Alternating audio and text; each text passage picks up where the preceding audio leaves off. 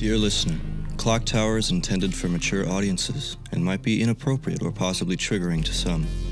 Many of the themes and events in ClockTower are inspired by weird fiction as well as similar concepts, which means the show can get dark. If that isn't something you enjoy, please listen at your own discretion. We here at the ClockTower care about you, so please put your mental health first. Our show will be here when you're ready.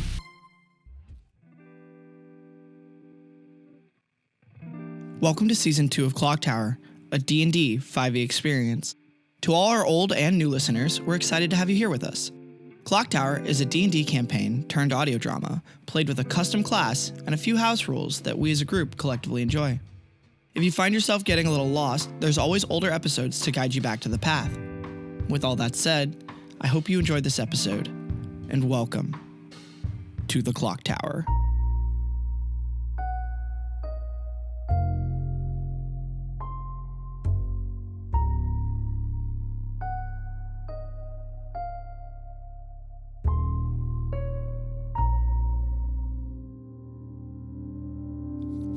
All four of you sit on the couch, and after a small time of discussing how badly the meeting you were just in went and how so much has sort of happened in such a short amount of time, you all take a couple moments while in the clock tower to pool your knowledge and resources together. Jaeger knows a lot about what the different classes are in the school just due to the knowledge given to him by the clock tower, as well as some of you have seen different parts of the school than others. You guys are able to, drawing out on some papers from some of Barrett's old journals, make a pretty accurate map of the school, as well as really filling each other in on all of your individual adventure arcs that you have been on through this school, what each of you knows about each other, where you guys have been, so that you can better come up with what you need to do going forward, as Barrett kind of with like one hand slides the piece of paper that has the map written on it away from the slate that has kind of been laser engraved from the Oracle machine that shows all the different makeup of Jaeger's magic bullet. And Sam, you yourself are impressed by the really efficient nature of describing how it was made and what it's made out of. Even the things that the machine wasn't able to figure out, the functions are incredibly accurate as to how this magic bullet works. And I think there's another slate. Oh, the golden arrow. You're able to know that that also was made by the gods and has the energy of the gods made manifest. And now you guys are all kind of on the same page. So, yep, that's kind of the extent of what the Oracle machine can do. I would definitely, when we're in a better situation, would love to experiment more with those bullets then, because, I think I can really narrow down with my experimentation, make it a lot safer, now that I know what it even is and how it will work. All right. Again, the more powerful and intricate it is, it requires more manpower, literally. So what's the plan here? What are we doing? If we don't go and talk to the principal, that's fine. We probably shouldn't try to alter the team's list if he can see invisible people. And that Gorgon head isn't gonna not be there at any time. I think we need to find a god that is willing to help us. More than just giving us little trinkets and tools. Having some information on their end would help, because so far the information that the school is willing to give us about the school is very limited, and I think that's on purpose. Don't forget you have the Athena slate too. We have to read that when we get back. Yeah, I also think, I don't know, I know what y'all want to do, but I kind of want to maybe talk to some of the students and kind of get a plan going with all of them, because I can cast magic with the light on it. So if we get them all a plan, we can get them all grouped together. They're all together. We'll be with them too. Maybe we can get them as many people that survive. If we don't think we can handle the light and the Gorgon and the principal all in the same room, then maybe we can take on or tackle the light while it's at the maze itself. Well, I guess that leaves the best time to do that would be during the lunch time or the free period time to communicate with all these students. You know who I want to talk to? Who? The teacher that used to be a student. She survived all 4 years. That's a good point. Yeah. If we can get her on our side as well. Yeah, get some sort of information from her. And she seems to be very interested in the little dude. She obviously wants to help with this whole situation, and unless she's part of the problem, which we'll find out soon enough. By talking to her. Maybe we do lunch then? I mean, that way you don't have to worry about quick conversation with Undell, unless you want that to happen. Jaeger, you know that Aelith teaches the armed combat elective. You know, there's an elective that she teaches. I think we should go and attend the class. Yeah, and then maybe, I mean, I'm not one for really armed combat, but maybe I can attend maybe one of the ones nearby and start talking to some students there. Or you could just sit in the crowd. I'm sure there's probably a crowd of people who are just watching, too. Sure, yeah. Anyway.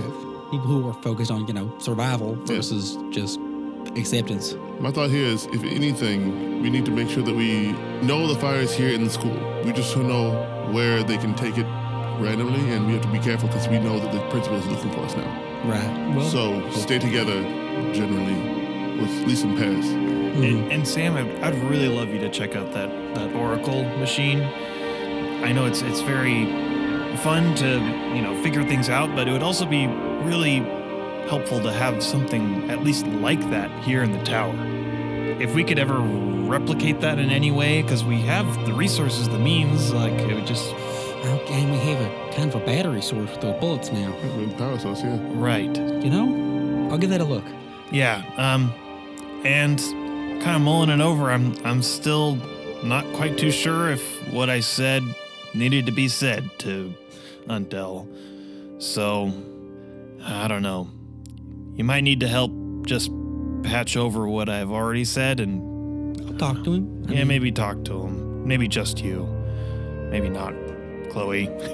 So where do we want to start from then? Sounds like we need to go to our free elective. You can go to the workshop and we can go do armed combat. If we want to do this, make this easy on ourselves, let's just rewind back to when we all met outside the workshop. Okay. Yeah, so maybe right before you start walking towards down the hallway, we start walking up, because you'll know we'll be there. Right. And then when he's midway through, I'll keep going to the Oracle machine, and We'll all go to armed combat class. Yeah, exactly. And let me know if there's a better way I could have worded what I said. If after talking to him, maybe we could. We'll have a tower talk about it. We'll revise maybe. Totally. Conversating with people is so challenging because you never know who they are until you talk to them, and you go, should have worded it this way now. Yeah. I will say, generally, telling someone that they belong in the death camp probably isn't a good idea. Also didn't quite walks through the mirror. Also didn't quite realize there was a death camp while I was talking to him. So I can smooth that over. thanks. Can you three of you just make a perception check really fast? Jaeger just stepped through the mirror without you guys rewinding shit. Click the watch time. Yep. You guys all feel like it's really loud when you click it and you're in here. You're like, ow. So much so, Trinket, that Lamp is like, why? What's happening? And then all of a sudden, Jaeger is back on the couch. Actually, all of you are on the couch again. Everything in the clock tower is sort of reorganized. The slates are properly set on the table. The eyeball is on the table. Jaeger, your perspective, you went through the mirror, you're on the couch. Did I just fucking die? Little hasted there, buddy. We didn't rewind. Oh, I'm just going to set us back to right outside the workshop, keeping a side eye on Jaeger. Barrett lifting a single eyebrow, Okay, now we can go through. Okay. After you, Jaeger. Grab the Athena sleeve. Jaeger walks over and just kind of falls into the mirror again. All right, do anything else? Nope. After you. Okay. Same looks left or right why just say it like that? You know why I said it like that. Awkward 2 or 3 seconds. Steps with the mirror. I look at Trinket and do a nod. All right. I head through. Okay. No hesitation right behind Barrett. You guys are all standing together outside of the workshop again, as Chloe is shaking Barrett's hand way too much as she goes, I've been shaking your hand way too long. No, that was fine. Good handshake. Strong. She like seems pleasantly surprised, and this time does not inwardly spiral. She kind of just thinks about that and like seems like she's pleasantly like ruminate. It's like the opposite spiral. She's like, oh, I wasn't too much. You want to go to armed combat with us? No. What? No. What are you doing your next period? Not Elith's class. What? What are you doing Do you next guys period? have a death wish? What are you gonna do? Yeah, what do you want to do? Maybe pottery or the oracle class. I'm not really good at either of them, but it's better than getting beat up. What do you like to do? And she like looks at Trinket. I guess I could do some pottery actually. That sounds kind of nice. So Barrett actually looks like kind of giddy for like a half second and cools himself like, pottery sounds nice. Yeah, it's better than... Chloe looks like she's trying to figure out if she's being punked. She's like, it's better than the armed combat class. Have you ever been to the armed combat class? Nope. It's not good. I don't know. It sounds really kind of sick to me. I'm just saying. You get beat up. Yeah. Aelith is not nice. Well, I mean, she's kind of nice, but like, not in the class. She beats she doesn't pull her punches. And like, yeah, we can't be hurt, but that doesn't mean we can't be like hurt. Does the school pull punches? What? No. Is this trial gonna pull the punches? Schools can't punch you. Sam's like slowly fading into the background towards the oracle. She's like, whoomp. Seems like she's just trying to harden the students for what's going to come. She looks at you like dumbfounded and blinks a couple of times and then goes, Enjoy pottery. yeah, pottery's nice. Yeah, that'll help you with the trials.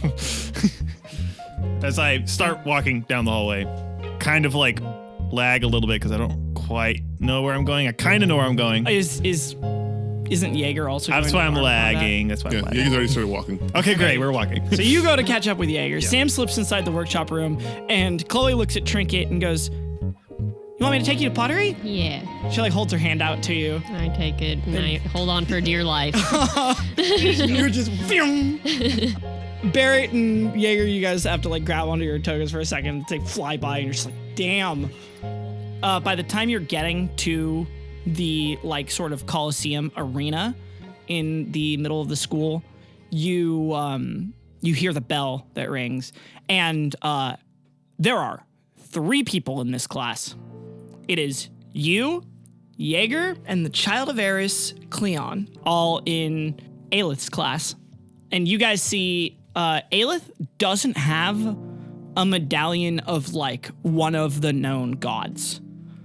She's got a medallion, but it kind of seems like just a really generic one that doesn't have a specific god symbol on it. Well, she's proven her own godhood, so it's whatever she wants it to be, right? Well, that's a very interesting theory.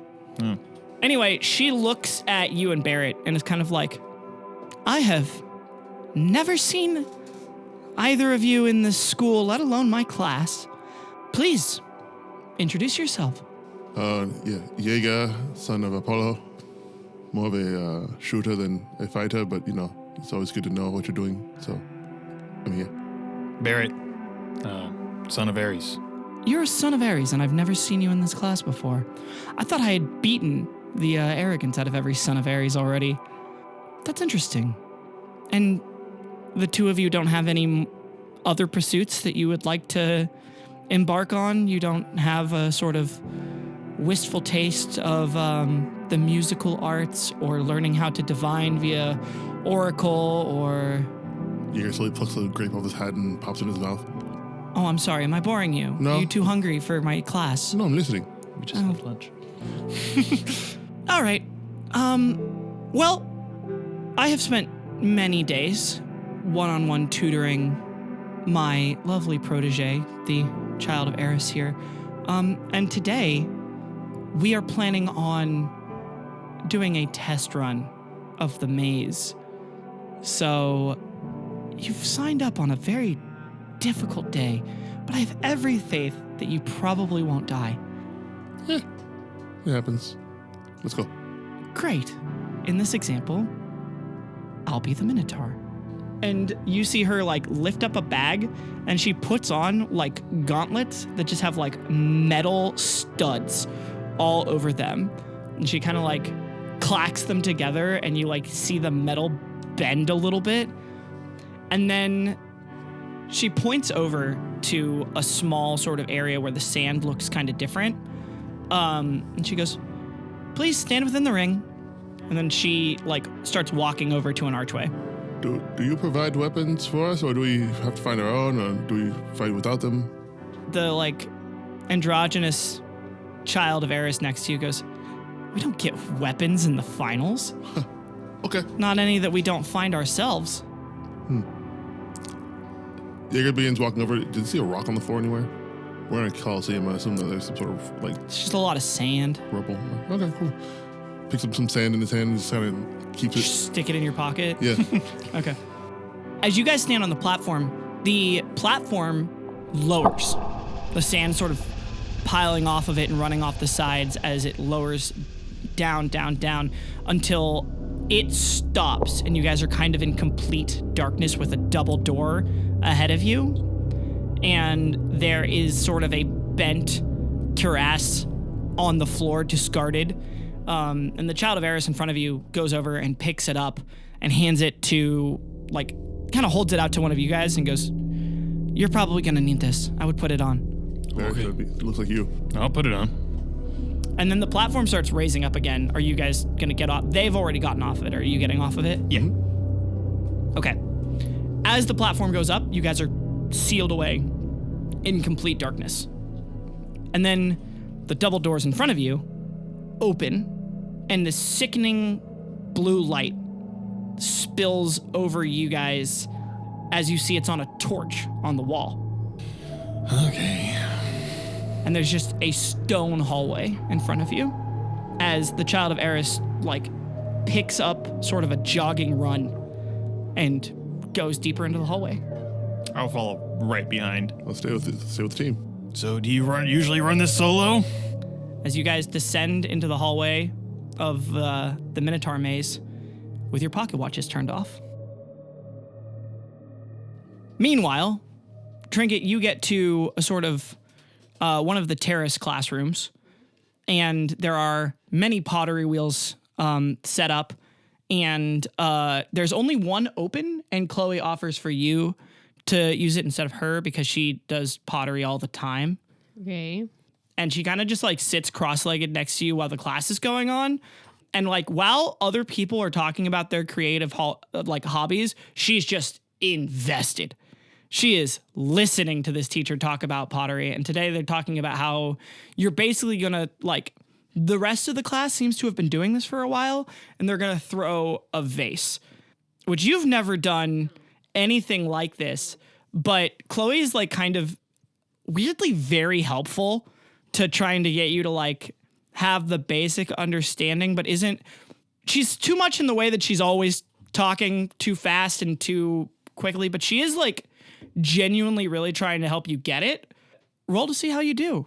Do I add anything? Well, what would you like to like say that you're going to roll for pottery? I was going to say, can I do like performance? Yeah, absolutely. Kind of weird to think of performance as like a doing, I feel like it's really feeling it. I feel like with pottery specifically, you could use performance. Like Okay. with other forms of art, maybe less, but this one you are basically doing a performance. Yeah. Okay. I'm gonna say that the performance role is really Trinket kind of just feeling it out. Yeah. And like losing herself into just doing it. 15. Okay. I will say for like basic pottery, it is pretty. Trinket does better than some of the people who've been in this class before. And like obviously Chloe helped a little bit, but like how does Trinket feel about it? How doing like pretty art after like you hear the bell ring and the class is kind of over and everybody's kind of sort of getting their pots, and Trinket takes her pot to go put on the shelf with everybody else's, and it's like it's pretty good. You know, I could do this every day. Chloe looks, she's like, yeah, it's so hard to choose because there's so many other things to do, but like pottery's pretty good. I like it a lot. Have you done the music one? No. Chloe gives you a look like, you should try the music one. The music one's pretty good.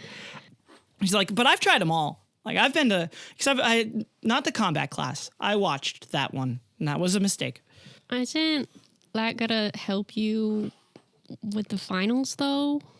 She stares off into the middle distance she's trying not to think about that state. Can you fly when you're around that light? No. Okay. I have theories. We'll figure it out. Don't worry. She like stares at you as if like you see like a little like bead of a tear in the corner of her eye. She's like, okay. Yeah, next time we have some free time, I have some experiments I would like to try. If that's okay with you. I don't mean that in a weird way. Well, we could do it. We could do it in the sunset time. That works. And Chloe explains that there's like, after all of the classes are finished, you basically have another free period to do whatever you want before it's like mandated, like lights out. And it's like pretty much after the last class and before the last light of the sun disappears over the horizon, are you allowed to keep doing whatever you want. But when it's full dark, you have to go to bed. You have to go to your like dorm on the school. Chloe and Trinket walk out of that class. Is Trinket just gonna go along with like the rest of the class schedule for the day? I'm just gonna go to school. Okay. Hell yeah. The next one that you have to do is creative slate writing. Okay. Cursive. How do you think Trinket does in the creative slate writing class? I think that people in the class think I did some really good creative writing, but I actually just wrote about something that just happened to us. Okay. Because Chloe's like, wow, that's wild. You're so creative and imaginative. Yes. What is bowling? Why would the main character punch that old man? Do you think that we could play this ball pin game? Yeah, actually, we probably could kind of do that. Is there not a version of that in your world? They play disc. That's less cool. Only the Zeus kids play disc because they don't let anybody else on the disc field. Maybe we can get them really into bowling. Yeah. We could start it ourselves and have like our own bowling coliseum. We can make stuff for bowling out of pottery. She nods and she's like, I don't know how we would do that, but yeah, that sounds great. Regardless of how Trinket feels about Chloe, Chloe was not lying when she said that Trinket is her best friend. Primarily because nobody else will talk to Chloe, but like Trinket gave her the time of day and she's like, Yeah. You're a saint. Not gonna lie, this is probably the first world that Trinket's gonna be sad to leave. Oh man, what a bummer. Especially like you guys do creative writing together. You do like this. She goes with you to every classes because it's really like you have to hit a certain amount of classes, but like the order in which you go to them or what ones you go to is kind of up to you as long as you like go to one. Like she's like, we have to go to like a academic class now, and she took you to the creative slate writing because that's the one that she would prefer to do. The last one she hits you with is history class, which she is also attentive at, but keeps kind of like drawing little pictures on the slate of balls and what you think are the pins, but they don't look right. They're like way too pointy based on like how you described them, but she's like kind of got the wrong idea in her head for sure. I'm probably really good at this class because of my ClockTower knowledge. Yeah, you are. It's just like every class. It's like when given the multiple choice answers of like A, B, or C, you're like, oh, it's that one. You just have a feeling. You're like, Yeah. oh, it's that. It's like you do less good on the ones where you have to like recite or answer a question openly, but the ones that are like if you had to choose between ones, you almost get it every time. And then it comes down to the sunset period. Well, actually, we'll go to somebody else because I don't know how these guys are gonna do before you're interrupted if you're interrupted. So we'll come back to Trinket and Chloe's slice of life. But basically, you found out that like besides being this world's version of like ultra ADHD and like big on the hyperactive side, Chloe's like, she genuinely does not belong here. Yeah. She's like very nice. She thinks of other people often before herself, even to her detriment, but she's she's not great at doing it without just like info dumping on anybody who will listen. Yeah, like if only she could go to a school that wasn't trying to kill her. Yeah, exactly. Where she was like taught actual skills Yeah, about how she she's could supposed to do do it. things. You also find out while you're going there, it's a little bit of really important information. Most of the teachers do not find her really that annoying. They are, however, they do the same thing that first teacher did, where they don't call on her because they already know she knows most everything. They're trying to call on like the Zeus kids and like the people who aren't paying attention, the people who really aren't into the school as much as she is. They don't have anything to teach her. Sam, you slip inside the workshop. Are you doing it quietly? Are you like trying to sneak in there? I'm not like stealthing, but I'm trying not to like slam the door. Like I'm making my presence muted, but I'm not trying to like not be detected. Okay. You hear Undell say, "I told you to leave." Oh, I'm not. He like pauses for a second, like genuinely kind of startled. And you see him like not know how to react, but his right hand kind of like rubs one of his eyes, and then the other one kind of like rubs his face on the other side as he like kind of does that once or twice, like really like he's like trying to accomplish something, and you put it together really like he's trying to wipe tears away from his eyes for like really quickly, and then he without really turning around goes like, I don't know who you are, but what do you want? Can I reach into my deep pockets and see if I can pull out like a handkerchief? Yeah, roll. Okay. Just D20? Yeah. 15. Oh, you pull out a rather clean scrap of an orange t-shirt. And I'm like, dust it off, kind of like remove some of the pilling, and like kind of not looking at it, like kind of adjacent to him. You I'm see not, this like staring one at him. little white string that's like the elastic stretchy fabric of like t-shirts that's like unwoven from the rest of it that you're like, Just like handed like like rip it off. it scrunches the t-shirt a little bit. Just unscrunch it. It's fine. And like kind of hand it to him, but not in the you need it. Like I'm not making eye contact with him. Are you just gonna like put it on the so he's leaning on one of the workshop tables, which is like about the height of the table we're at right now, so it's like 4 feet off the ground. Yeah. Which is about Sam's height. It's Right. 6 inches lower than Sam's height. So like Sam's like eye level with the top of this Yeah, table. I'm gonna like reach over and just like slide it in front of him, and then like kind of step behind him, so he'd have to turn around to see He me. looks down at the orange fabric and like picks it up, and then like kind of stretches the like stretchy t-shirt material, and is like, "What?" And he like turns around and looks at For you your and holds eyes. it up, and he's like, If Where'd you you- wanna get the. his like eyes are red, and he seems to not care. He's like picked up this fabric, and he doesn't give a shit. He goes, "Where did you get this? What is this?"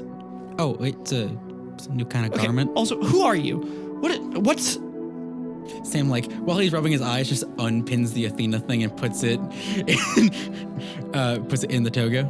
So why are you wearing your toga so wrong? Why is it wrong? Well, because you look like a cloud. Yeah, it's just a different fashion sense. Listen, a lot of the time, people consider like conformity versus ingenuity. You know what I mean? Roll a persuasion check with advantage. See, it just comes naturally to some people. First roll's an 18, and second roll's a 16. So it's 18 plus 3 for 22, or sorry, 21. He like smiles a little bit and nods at you and goes, "Yeah. Did you need something?" He, like he stretches the fabric in his hands while he's talking to you. It's for you. You can keep it. I mean, it's a new kind of textile. Yeah. It's just been a day of Weird firsts. yeah, weird. Yes. I feel like a lot of days are a lot of weird firsts sometimes, especially while we're here. You like definitely did not answer my question of why you're here. The team looks down at their toga without a symbol on it, looks back up at him.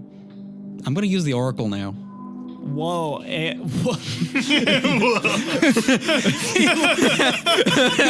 looks at this like short, like cloud dressed person and goes, no.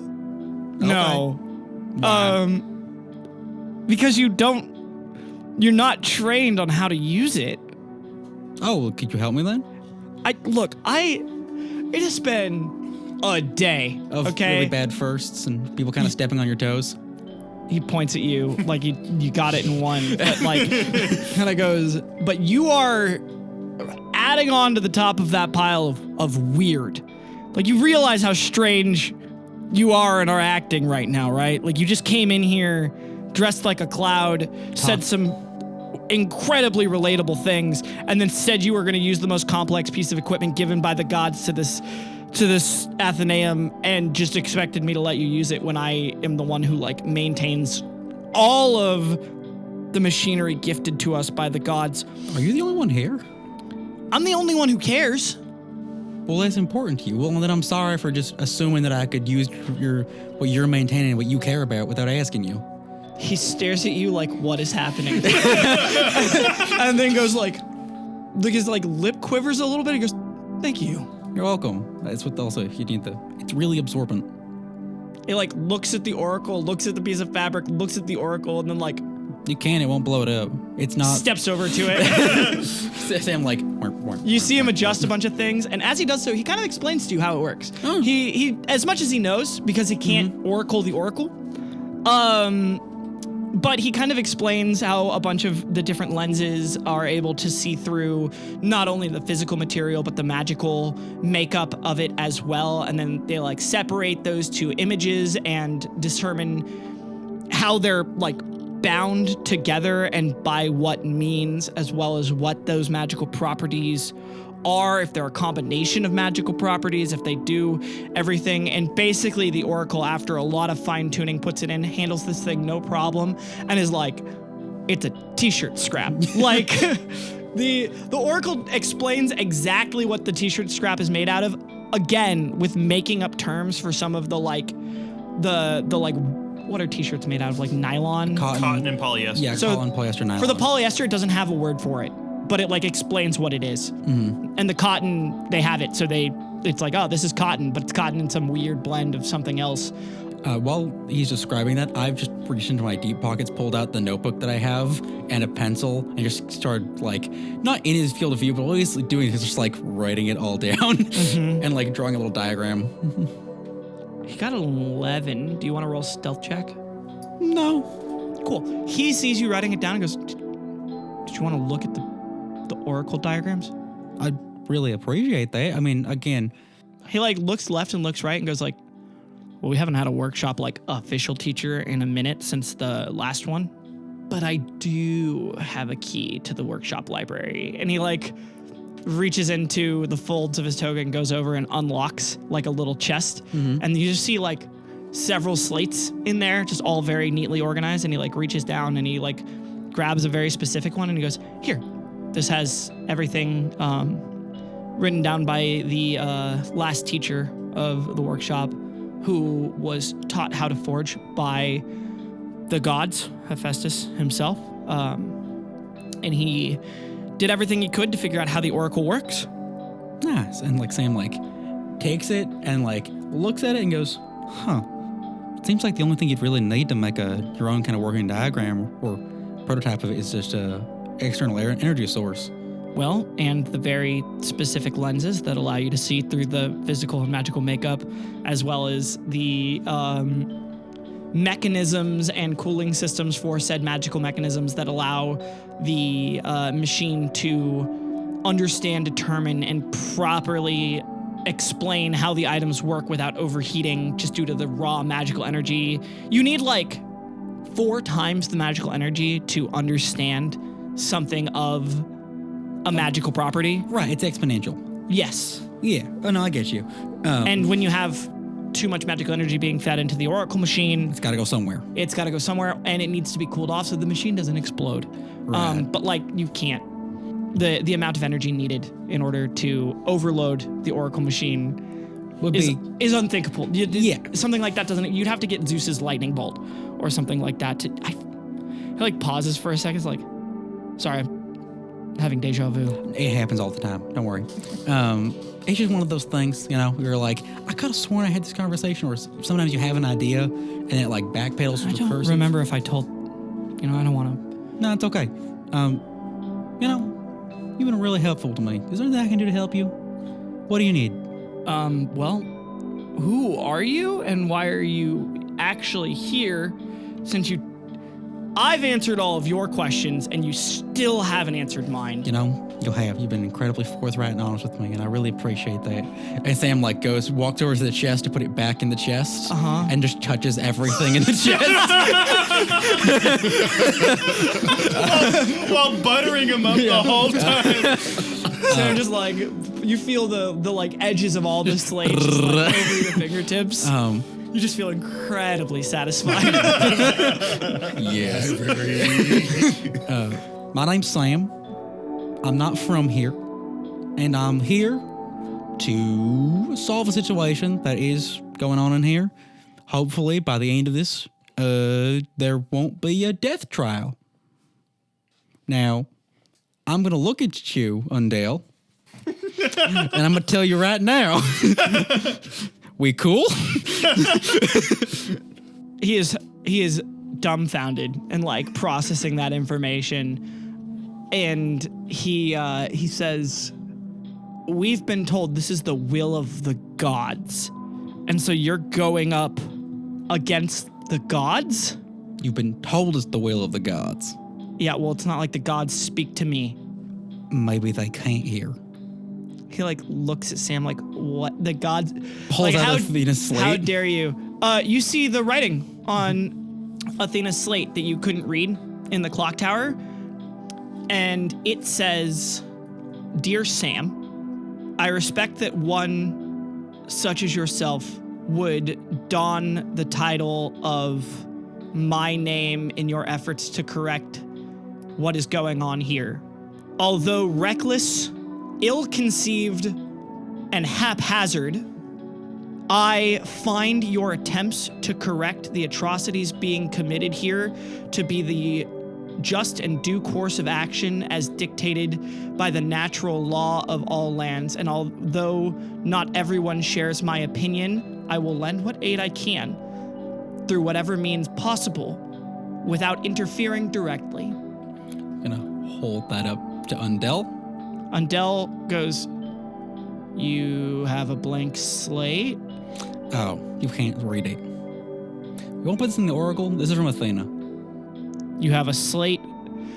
Okay. I have you know what? You went through this with... The slate is from Athena, right? Okay. Well, I'll take you at your word on that, Sure. right? Enough weird things have happened to me today, and Yeah. enough people have brought me. I have had years.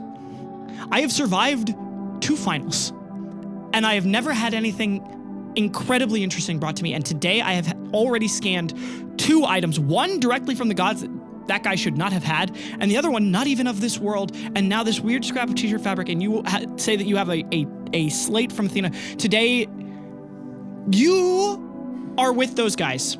Yeah, we're not from here. That guy you're with Byron? is a jerk. Give me the slate. What, you can put it in the Oracle machine? Yes. Okay, well, there you go. You said it's from Athena, right? Yes, well, I believe so. That's where I got it from. Go pull that lever and feed a lot of coal into the machine to start with. Okay. If it's really from Athena, I'll set the machine to its highest properties, and we will see what it is. Hey, you know what? Sam, taps him on the side of the leg and goes, "You got this." And I give him guidance. Oh, great. Can you roll a dexterity save? He's going to give you a series of really time-sensitive commands. Performance? No. Acrobatics. No. Dexterity? Because if you fail, you get blowed up, Oh. and thus it is a save versus a lot of damage. 15. You succeed. Barely. He's sweating bullets, trying to make sure everything's going, and you are barely keeping up, right? And at one point the machine looks like it's screeching to a point where it's going to explode, and he literally reaches above you and kind of knocks you over to grab a lever that was on your side and just pulls it as hard as he can, and you see a ton of steam is just let off from the machine, and then the little drawer goes and pops open, and you see there is a slate there, and your slate is just completely fine on top of it. And he like wipes the sweat off of his brow and picks up the slate and looks at it and goes, strange. What? Your slate isn't, the reason the machine had such a hard time with it is that the slate is a slate, but it's enchanted. It's directly connected to another slate somewhere. And the machine was not able to figure out where the other slate is. And it's got some sort of illusionary magic on it where only the person who the slate belongs to can see what's written on it. That makes sense. Okay, well, I'm sorry for stressing the Oracle out so much. I'm glad you. Thanks for pulling that lever, by the way. He goes, can I have the slate? The one about the slate or the other slate? He like kind of embarrassedly points to the Athena slate. Yeah. Like, what? I mean, I can just have it? yeah. I mean, here, how about this? Hold your hand. And pick up the slate. Okay. I so willfully give this to you, so you may be the now owner of this slate. He takes it and he looks at it and he goes, oh, I'm sorry. This is yours. It belongs to you. All right, thank you. Whatever you need, I'll do it. Thanks. Hi, I'm Sam. He nervously nods. He goes, I'm Undell. I'm a child of Hephaestus, and I am your willing ally. Okay. Yeah, we're gonna probably see if we can get as many people out as possible and take away the flame of Prometheus. That's our big plan, but He like holds his hands up like he doesn't care what your plan is at this point. He goes, Athena just told me to help and to stop asking so many questions and to not get in the way. Hold on. Can you explain something to me really quickly? How does magic work in this world? So Sam casts Silent Image and makes a perfect illusion of Barrett next to themselves and goes, Undell jumps and like looks at the dude and he like goes from like startled to embarrassed to sad. And then I'm gonna change it to Jaeger. So I can, this is magic. Magic in this world is a gift from the gods. Okay, this is my magic. I do this. It's me.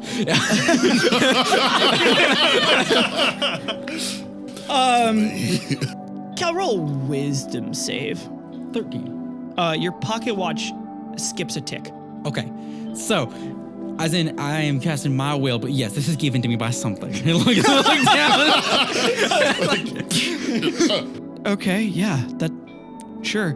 So this is Sam, a god thing. You see the slate has something else written on it now. I'm like, this is a god thing. And I look up the slate. Lift it into your vision. And without looking away from Undell, you just see the words written, your friends are in danger. And I need to go. Last they were going was the combat course. Where is that? Can you please take me to that? Yeah. The bell, okay, look, I can take you there, but like, you heard the bell ring when you came in here, right? That won't be a problem. And I like tap his shoulder and we cast invisibility on both of us. He like looks around for where you went and then like, it's kind of like, okay, well, look. We're invisible. No, I understand. I got that. And I'm trying not to ask so many questions. I was told to help, and so I'm helping. Yeah. The Hall Guardians will see us anyway. Oh. They will find us, and they will take us to the detaining zone. Yeah. Okay, well... They're gonna throw us in an oubliette. Why? Because we broke the rules? That's not a corrective form of punishment. That's just punishment. Okay, I didn't make it. Yeah, we should probably fix that. That's why we're here. Hey, listen, hold on. And Sam's like, holds up an invisible pocket watch and be like, I really hope this works. Wait. Why would they be in danger? There's only one reason why they would be in danger. How fast are they? Like the Hall Guardians? Like Hermes fast or like outrun them fast? Like show up behind you when you're not looking fast? Oh. and that can see through illusions and invisibility. Look, I don't really... Why don't we just try? Okay. Actually, you know what? You can stay here. Drop the invisibility from him. All right. I'm gonna go get thrown in an oubliette or help my friends. Okay. And I should just wait here for you? I mean, hold on. I'm gonna dig into my deep pockets. What are you trying to get? Something that he could... Something cool and interesting that would keep his attention here.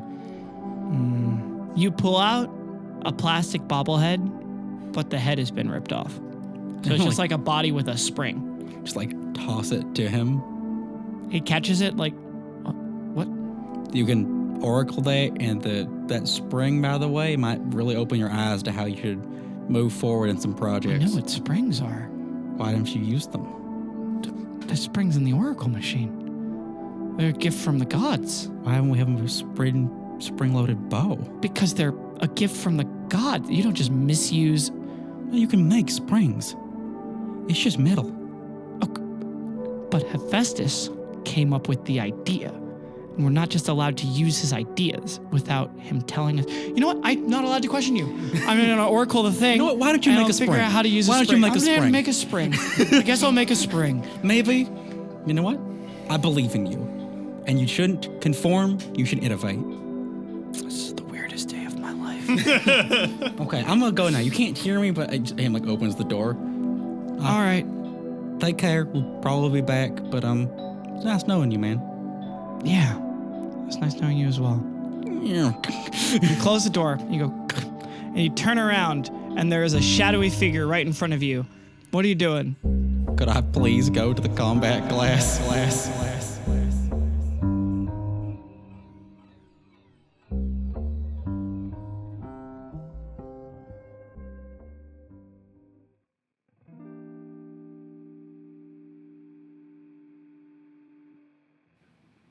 Hey, it's me, Ellie again. I and everyone else are back from Neo, by the time this comes out anyway. And it went really well. While I was at Neo, I met some really good fans who talked to me about the show, and thank you for those moments. Also, while I was at Neo, I got teased by Who's and some other good friends that I am terrible at marketing. And honestly, I agree. I make the show to tell stories, and hopefully to inspire people, like some of my favorite stories inspired me. I don't want people to like the show because I marketed it well.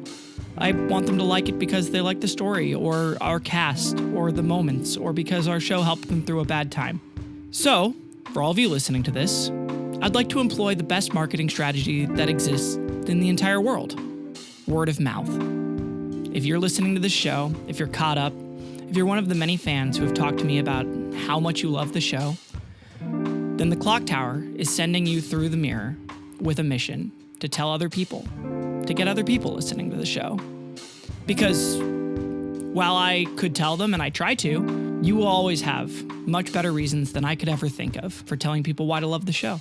Because from you, it's genuine. And I love the show, but like a parent, I'm always going to love the show. And for those of you who have already completed this mission and still go about it every chance you get, you have my and the Clock Tower, and I think the entire cast's deepest thanks. Now, to give some more credit where credit is due. If you want to work with us, contact us through our website, ClockTowerAgent.com. If you want to learn more about the art behind Clocktower, go to youtube.com/ClockTower Art and Animation. Barrett was played by Bink, Sam was played by Cal, Trinket was played by Kball, Jaeger was played by Trent, and I, Ellinthris, was your DM. The voice of our disclaimer is Valik, Donahew. You can check out his work at patreon.com/themadlanddreamer. All music from Season 1 of ClockTower, and some additional songs made for Season 2, primarily some heard in Athenaeum, made by Who's Music. If you would like your own D&D music commissioned, you can contact them and find all of their work through their website, whosisthis.com, or find it in the description below. Thanks, Who's. Additional music and FX provided by Andrew Smith and Cal. Thank you to our editing team and Cal for making the episodes what they are. Thank you to our sponsor, Alpha Lupine Images, for donating the equipment to help us make more content with better quality. The Clock Tower test on our website was programmed by LeMay. Thank you to everyone who supports us on Patreon. We really could not exist without all of your help. And thank you again for listening. Clock Tower Season 2, Episode 56, will be out for all of our early episode patrons on May 23rd, and will release publicly on May 30th. Till then, time's ticking. See you in the clock tower.